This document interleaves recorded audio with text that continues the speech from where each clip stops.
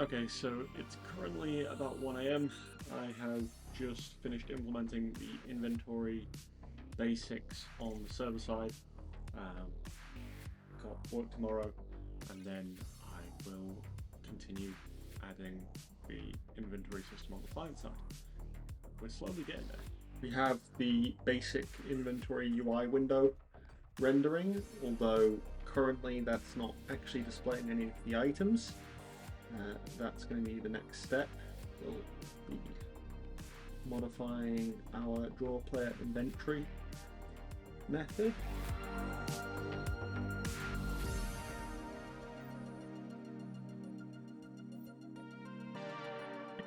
Okay, so unfortunately my old trusty keyboard, which I've been using for the past 3 years, has broken on me. Tab key no longer works, which if you've got any experience programming, you'll know that tab is a pretty important key. You might be able to replace it by spamming the spacebar over and over again, but that gets tiresome very quickly.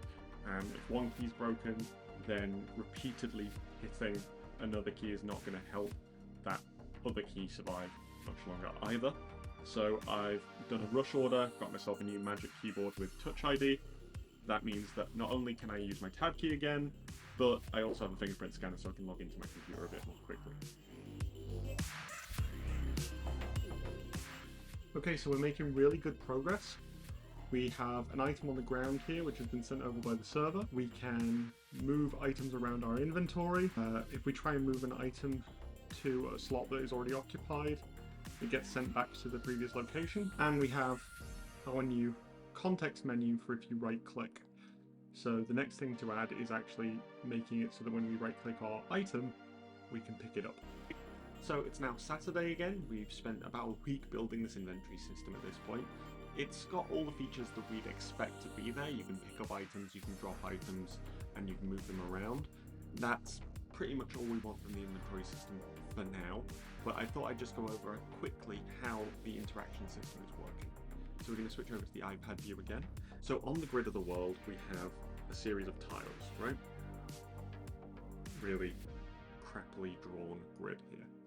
But if there's an item on this tile, then what we do is we will iterate through all of the items which are in that particular slot, and from there we'll go, this item has this interaction, this item has this interaction, and so on and so forth, which means that we then just display all of those in our little context menu. Okay, so we can see now that we're in game, there's the item on the ground from before. If we right click that, we can see that it says pick up unknown. This name gets sent over from the server when we load in the item, but unfortunately we don't actually have a name for it yet. Doing that sends the request to the server, and the server then sends an inventory update command that allows us to grab this item. Right clicking this in the inventory does much the same thing, only with a different set of actions. In this case, drop item is shown, and then we can right click that, and we can drop the item. While I know this week's devlog is a little bit shorter than last week's, I do think that what we've accomplished is a really important step into making this into a fully featured game. The inventory system is going to become the basis of so many other bits of functionality that I'm going to be building, and having that interaction / context menu is going to be really useful for adding other interactions as well. If you'd like to keep up to date with how I'm building this game, then feel free to drop a sub and we'll continue building it together.